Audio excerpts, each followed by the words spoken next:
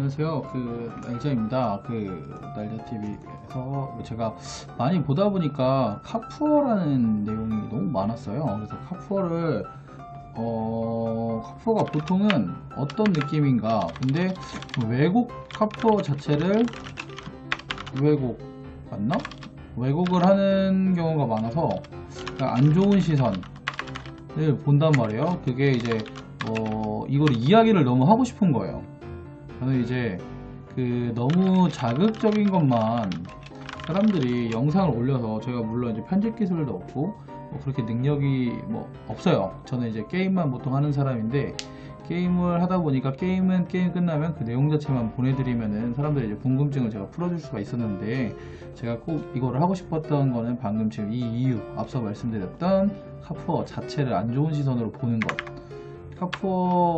카푸어를 보는 안 좋은 시선들. 근데 그 이유가 뭘까? 제가 생각해봤을 때, 기본적으로 제가 이제 카메라는 여기 있는데 그 영상이 여기다 녹화되니까 한 번씩 쳐다보게 되네요. 습관적으로 게임할 때도 제가 채팅을 보느라고 이렇게 보거든요. 좀 양해 좀 부탁드릴게요. 그리고 안 좋게 보는 게, 일단 허세충, 돈은 없으나 지르고 본다. 좋은 사람처럼 보이고 싶다. 이게 기본. 두 번째, 카푸어를 보는 거는 허세충이고, 허세충이 제일 큰 건가? 그리고 뭐가 있지? 카푸어. 이 내용이 다 있는 것 같네요. 돈은 없으나 지르고 본다가 아니고, 좋은 사람인 게 아니라 있는 사람인 것처럼, 있는 사람 보이고 싶다. 허세충이라기보다 허세충, 이게 대표적인 이유겠네요. 카푸어가 사람들이 싫어하는 이유가 이거예요. 대부분 돈은 없으나 있는 사람처럼 보인다. 예를 들어 집은 월세, 혹은 월급 200 받는데 외제차. 이게 보통 일반적으로 바라보는 시선이에요. 그리고 좀 이런데도 불구하고 있는 척을 하니까 욕을 해요. 근데 이게 웃긴 게, 있는 척을 한다는 거는 기본적으로 보면은 이 허세충 카푸어인 사람들은 있는 사람처럼 보이고 싶은 거예요. 애초에 목표가. 근데 있는 척을 하니까 욕을 먹어요. 그러니까 이게 딜레마에 있지만, 근데 더 중요한 건 뭐냐면, 이런 상황임에도 불구하고, 그렇게 허세충임에도 불구하고 욕은 하지만 진짜인지 아닌지, 뭐 하는 사람인지 다들 궁금해합니다. 그러기 때문에 보통 카푸어가 이제 사람들이 된다고 보면 될 것 같아요. 일반적으로 저는 그렇게 생각하기 때문에 카푸어를 하는 사람들이 자기 만족을 느끼는 사람이 많다고 봅니다. 근데 하나 문제는, 이제 카푸어가 되면 문제점들을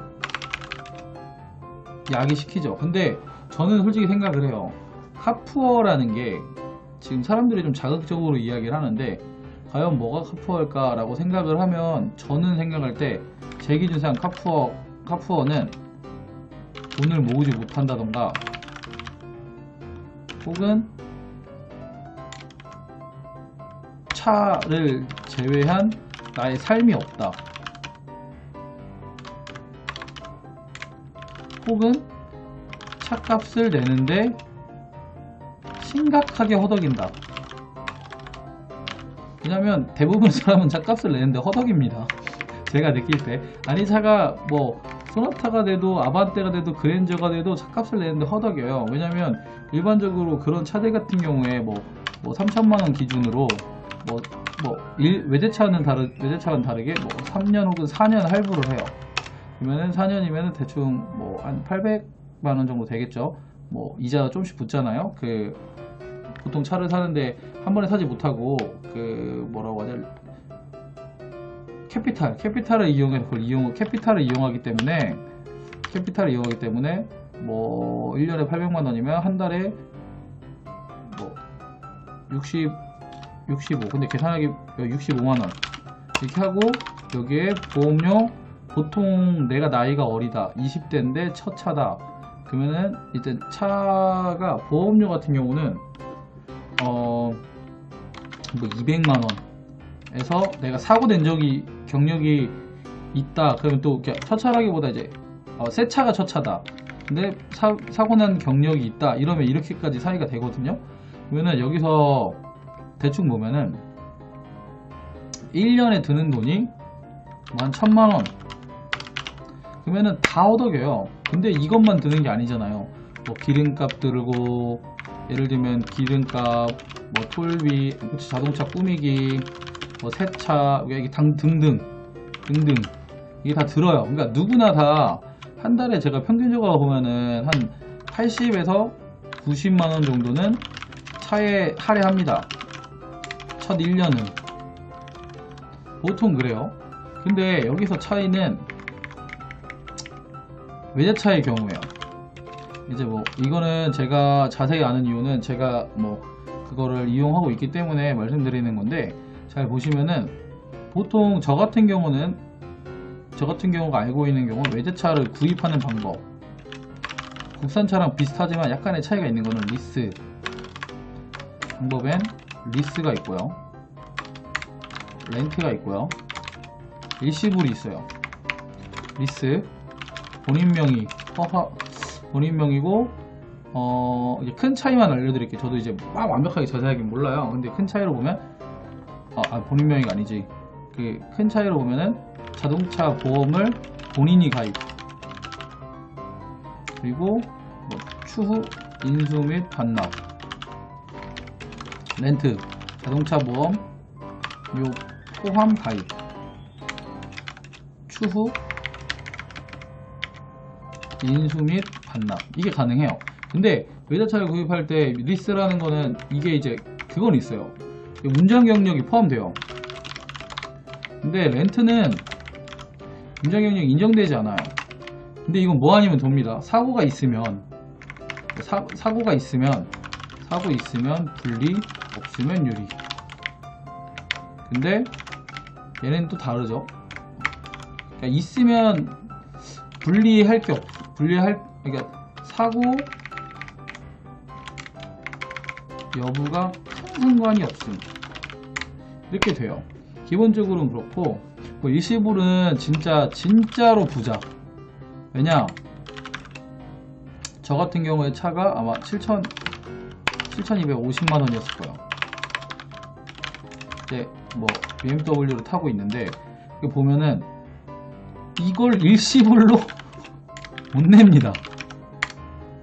근데 사람들이 제가 이거 근데 이게 좀 정말 놀라운 건 뭐냐면 이게 아까 제가 이야기를 그렇기 때문에 보통 1, 2번 중에 선택을 해요. 근데 두 가지가 있는데 1, 2번 중에 선택하는 거는 2번의 경우는 그냥 고정비에서 변동사항이었고 1번의 경우는 상황에 따라 줄어들 수도 있고 늘어날 수도 있고 이 그냥 차이가 있는데 그 부분을 이제 고려하시는 분들이 뭐 차이가 있어요. 근데 솔직히 저는 리스랑 렌트는 가장 큰 걸로 범주를 보면 계약자 입장에서는 그냥 자동차 보험이 내가 가입해야 되냐 회사에서 가입 해주는 거냐 이 차이만 있는 거고 이건 제 차가 아닙니다. 대신 둘 다 이제 소유가 렌트는 확실히 제 소유가 아니에요. 리스는 어떻게 될지 모르겠어요. 그리고 렌트는 참 이게 있어요. 차 번호가 허하호 되어 있어. 로 구성됨 이렇게 되어 있죠. 근데 이제 여기서 말씀드릴 게 뭐냐면 자, 왜 제가 외제차를 샀었냐. 물론 꿈이었는데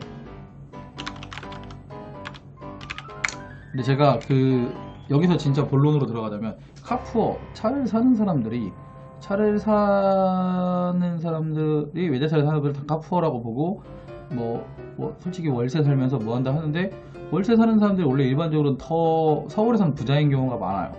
근데 뭐 전세를 산다고 해서 뭐 차이가 없어요. 왜냐면 전세자금 대출이 있기 때문에. 전세자금 대출하면 오히려 월세보다 더 돈을 줄일 수 있어요. 그런 사람들은 그냥 금융정보를 잘 모르는 거라고 보시면 돼요. 자, 근데 제가 왜 이거를 꼭 이야기를 하고 싶냐면, 아까처럼 약 3천만원짜리 차를 산다. 이거는 제가 자동차 보험 이것저것 싸게 해서 100만원 기름값까지 든다고 봤어요. 근데 대신 이건 4년 네 끝나요. 근데 외제차를 산다. 국산차 산다. 4년 100만. 근데 외제차 7천만원 렌트카. 렌트카는 제가 지금 102만원 5년입니다. 5년. 그러니까 엄청난 차이가 있는 게 아니에요. 왜냐면 5년에 100만원을 내면 6천만원이에요. 근데 이거를 큰 차이는 뭐냐면, 제가 인수를 하려면 약 2,400만원 이 추가금이 들어가요. 2,400만원이. 근데 예를 들면 국산차는 인수비용이 없죠. 구매니까. 그래서 이 차이가 있는데, 제가 이제 뭐 처음에는 이게 인수비용이 저렇게 되려나 했는데, 저는 이제 그냥 타고 포기를 해요. 왜냐면 이거는 102만원인데 뭐 예를 들어 기름값, 톨비 뭐 이것저것 해도 근데 제 기준상 연비가 거의 17 정도 나오거든요. 그래서 또 경유고 하다 보니까 저는 약 한 125에서 거의 처리가 되는 것 같아요. 왜냐면 여기에 보험료가 포함되어 있고, 여기는 보험료까지 포함시켜야 됐으니까 이렇게 금액이 오르는 거고, 그리고 여기는 자기 차가 되는 거고, 이거는 내 차가 안 되는 거고, 이게 이 차이란 말이에요. 근데 국산차는 인수비용이 없어요. 그러니까 결과적으로 인수비용 없고 인수가 있고, 이 차이가 있어서 그러는 거고. 근데 전반적으로 봤을 때는 그러면은 그거죠. 외제차는 7천만원짜리 차를 뭐 7천 뭐 한 300 되긴 하는데, 300 약 7,300만원짜리를 플러스 보험료 해서 약 보니까 제가 102만원에 2,400만원 하니까 6천만원이라고 그냥 치고 8,400만원에 인수를 해야 돼요. 근데 여기에 보험료가 포함되어 있고, 그러다 보니까 이제 뭐 특별하게 비싸다고 생각은 하지 않습니다. 저 같은 경우는. 근데 왜냐면 이게 비싸긴 한데 비싸다고 생각하지 않는 게, 이게 좀 캐피탈 이자가 좀 세요. 그런 차이가 있는데, 그러니까 제가 이 이야기를 하려고 한 이유는 뭐냐면, 지금 유튜브에서 설명을 했던 모든 분들이 외제차는 카푸어, 국산차는 뭐 돈을 모으는 길, 뭐 이런 식으로 설명이 되어 있는 거예요. 근데 외제차도 어느 정도 능력이 있으면 돼요. 왜냐면 국산차를 탄다고 봤을 때 직장인 기본 250, 외제차 250 정도를 버시죠. 보통 250에서 300 사이를 버시겠죠. 뭐 우리나라 통계상 그냥 나와 있으니까 제가 그 통계 비슷하게 생각을 해볼게요. 그러면 아까 차값을 100 쓴다고 했죠. 그러면은 차값 100을 쓴다는 거는 뭐 예를 들면은 40% 100을 차량 비용 소비, 그러면은 40%를 소비하는 거예요. 외제차는 내가 내 차가 안 돼도 된다고 보는 사람들에 한해서, 내 차로 만들려고 하는 사람이 아니기 때문에, 뭐 내 차로 해도 상관은 없으니까 하긴 하는데, 2,400만원이라는 돈은 뭐 5년으로 나누면 한 달에 한 40만원씩 내야 되는 거긴 하죠. 근데 외제차는 한 아까 130 정도 든다고 했잖아요. 그러면 한 350 정도 벌면 390이 3분의 1이니까 350 정도 벌면 딱 하고 그 정도 좀 안 되겠네요. 나누기가 안 되네. 잠깐만, 왜 나누기가 안 되지? 잠시만요. 암산이 안 되네 갑자기.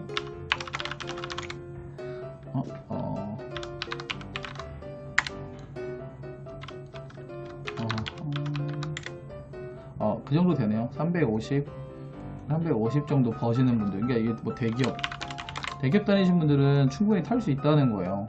근데 이제 이거를 뭐 보험료가 500이네, 뭐 망하는 지름길이네.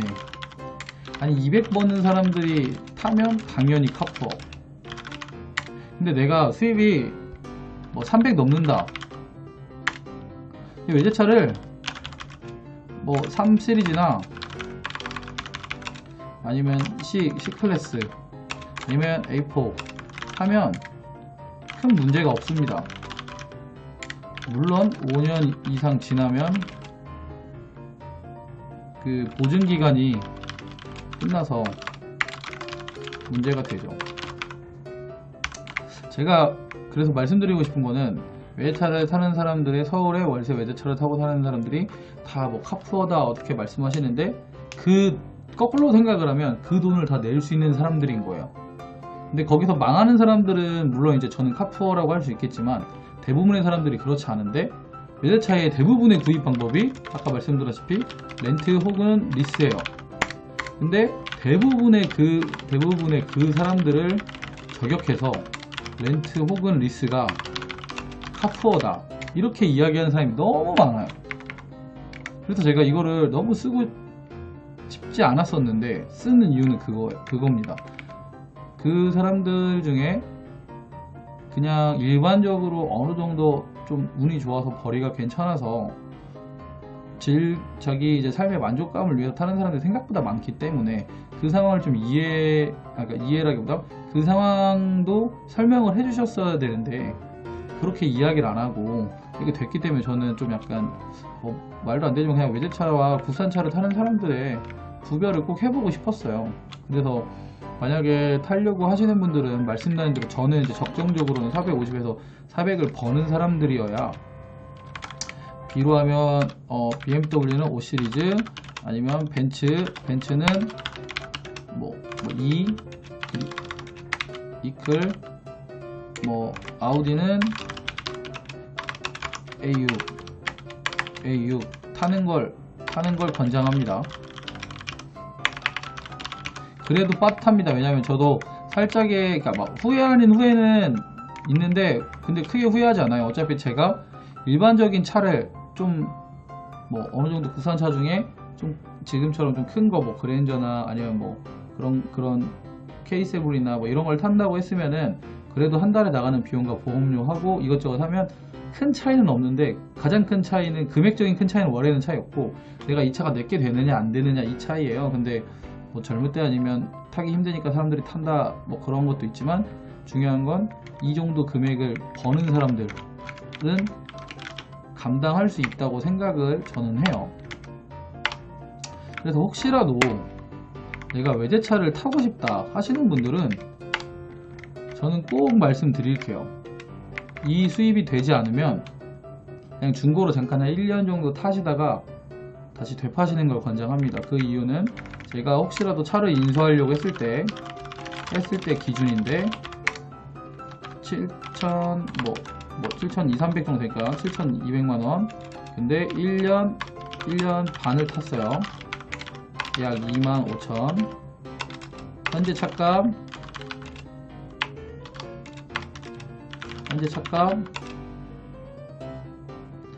4천만원 후반. 약 1,500에서 800만원 증발. 잘 쳐줘야라고 했어요. 잘 쳐줘야. 이렇게 이야기를 하더라고요. 제가 인수를 안 해야겠다 생각을 하는 이유 중에 하나죠. 근데 그러니까 여러분들이 봤을 때는 구조적으로는 이래요. 그래서 차라리 이렇게 잠깐 타고 그러니까 외제차를 꼭 타고 싶으시면, 저는 지금 와도 생각은 들지만 뭐 잠깐 타고 없애실 분들은 이렇게 잠깐 타시고 파세요. 그게 낫습니다. 그러니까 내가 외제차를 타고 싶은 분들은 새 차를 솔직히 타도 되지만 그런 부분들도 괜찮고, 만약에 새 차를 타고 싶으신 분, 새 차를 타고 싶으시려면, 그러니까 꼭 타고 싶으신데 새 차를 타고 싶다 하시는 분들은 이 정도 수입을 빨리 만드세요. 그래야 차가 유지가 됩니다. 왜냐면 내가 이 차를 타고 싶다는 건 이 차를 계속 유지해서 타야 된다는 거잖아요. 그러기 때문에 이 수입 정도를 만드시길 꼭 권장을 하는 거고, 만약에 그렇지 않다 하면 그냥 그 외제차를 타려면 무조건 중고를 좀 권장을 해야 될 것 같아요. 뭐 각 회사별로 중고를 좀 이제 검증해가지고 좀 잘 하는 그런 시스템이 있으니까 그런 거 사용하면 될 것 같고요. 오늘 말씀드리고 싶었던 거는 외제차 렌트와 리스를 타는 사람들이 전부 다 카푸어는 아니다. 그런데 그들 중에 대부분이 서울에 살기 때문에 월세와 전세, 원룸 혹은 투룸에 산다고 카푸어며 생각 없이 산다고 하는 그 여론을 어느 정도는 이제 좀 어떻게 보면 색안경을 없애주고 싶었어요. 그 이유는 서울에서 월세와 전세를 원룸에서 살면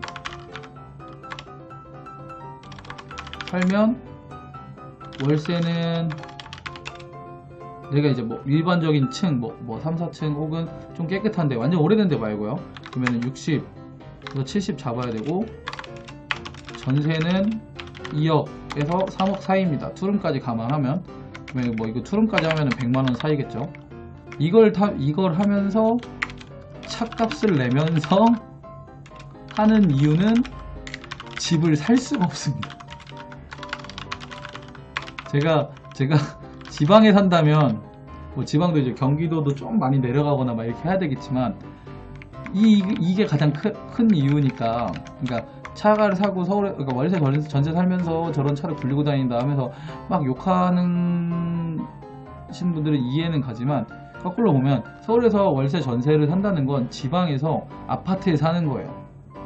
근데 뭐 지방이 이제 경기도 밑에권까지 될 수도 있고, 물론 이제 막 광역시 이런 급들은 비싼 데가 많아요. 근데 제가 말씀드리는 거는 여기처럼 2000년대 이후에 진 원룸이나 투룸에 들어가 살 정도의 돈이면 지방에서 2000년대 이후에 진 아파트, 뭐 엄청 좋은 데는 아니더라도 깨끗하고 살만한 곳에 살 수 있다기 때문에 뭐 그 정도로 생각해 주면 될 것 같아요. 이분들이 그러니까 이렇게 뭐 꼭 제가 아니더라도 이렇게 열심히 살아서 뭔가를 하며 꿈을 이루고 살고 있는 분들이 그런 분들 전체가 다 색안경을 낀 눈으로 바라봐지는 이 시선이 좀 싫었기 때문에 그 부분을 좀 이해해 주셨으면 좋겠고, 그렇기 때문에 뭐 저를 포함한 모든 사람들이 꼭 그렇게 막 안 좋은 시선, 지금 말씀하셨던 부정적인 내용들 때문에 이렇게 어느 정도 나름대로 젊었을 때 저를 위해서 사는 이런 방향에 대해서 큰 무리 없이 사는 방법들이 그러니까 크게 막 이렇게 오버해서 망하는 정도까지는 아니라는 거죠. 물론 뭐 이제 뭐 람보르기니, 페라리, 뭐 롤스로이스 이런 데 가버리면 이제 솔직히 그건 저는 인정을 해요. 왜냐면 돈이 한 푼도 없는데 뭐 그렇게 살 수는 없잖아요. 그러니까 이제 어느 정도 내 선에서 저런 기준의 선에서, 그런 내가 지금 살고 있는 기준, 뭐 전세 이런 거에 선에서 저걸 처리할 수 있고, 만약에 내가 월세를 내고 있다면 전세자금 대출로 인해서 세이브된 금액만으로도 부산차 살 거를 더해서 외제차를 살 수 있는 방법들도 있기 때문에 여러 가지 방안들을 이해를 해주셨으면 좋겠고, 처음으로 제가 이렇게 하는데 그냥 말을 하고 싶었어요. 제가 이게 정확하게 모든 사람들이, 서울에 있는 모든 사람들이 외제차를 산다고 해서 카푸어는 아니고, 그리고 어느 정도 카푸어의 길을 어쩔 수 없이 가려고 생각하시는 분들은 좀 약간 만류하고, 그분들이 방금 말씀드린 것처럼 저 정도의 기준의 수입이 생기거나 그렇지 않다고 하면, 외제차를 꼭 타고 싶다고 하면은 중고를 사서 그거에 대해서 뭐 만끽을 하시는 것도 뭐 나쁜 건 아니니까. 어차피 저도 제 차도 1년 넘어서 차값이 이렇게 털렸는데 다 중고차 아니겠습니까? 그러니까 그런 부분을 그런 부분을 좀 상충하면서 서로 좀 색안경을 좀 벗기고 좀 즐겁게 좋은 상황은 아니지, 즐겁게도 좀 아닌가? 어쨌든 너무 나쁜 시선으로만 바라봐 주시지 않았으면 좋겠습니다. 그리고 혹시라도 궁금한 점 있으시면 댓글 남겨주세요. 뭐 차 관련돼서 궁금한 것도 괜찮으시고 이것저것 있으니까 제가 아는 선에서는 알려드리겠습니다. 그리고 보신 분들은 구독하고 좋아요 뭐 꼭 눌러주시면 감사하겠고, 원하시는 컨텐츠 있으면 알려주세요. 제가 한번 노력해볼게요. 근데 이제 편집이라는 기술은 아직은 없어서 그거 배우긴 해야 되는데, 뭐 배우는 걸 컨텐츠를 해보기도 좀 그렇잖아요. 그래서 좀 안 하고는 있는데, 그렇게 생각해주면 될 것 같고, 뭐 오늘은 여기까지 하고, 구독과 좋아요 꼭 부탁드려요. 구독과 좋아요 꼭 부탁드리겠습니다. 그리고 궁금하신 건 남겨주세요. 감사합니다.